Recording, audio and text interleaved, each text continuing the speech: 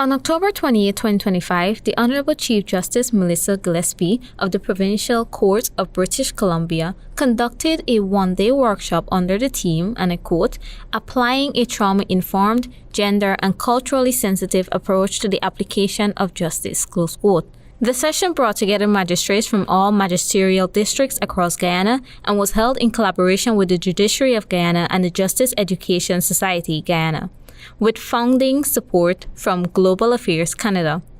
The workshop aimed to increase awareness among members of the judiciary on how gender bias and stereotypes can impact the delivery of justice, particularly for women and girls who are survivors of sexual and gender-based violence.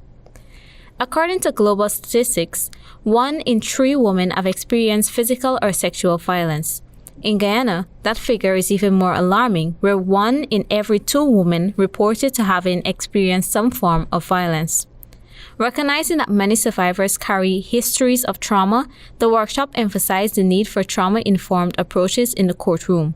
These practices aim to ensure that survivors are treated with sensitivity and respect, and that the judicial process does not re-traumatize those seeking justice. By the end of the session, magistrates gained valuable insights into how trauma-informed, gender and culturally sensitive principles can be effectively integrated into their adjudication processes, ultimately strengthening the justice system's response to survivors of gender-based violence. The initiative forms part of ongoing efforts by the Judiciary of Guyana and its international partners to promote a more compassionate and equitable justice system for all. Jayda, Jeune reporting for HGP Nightly News.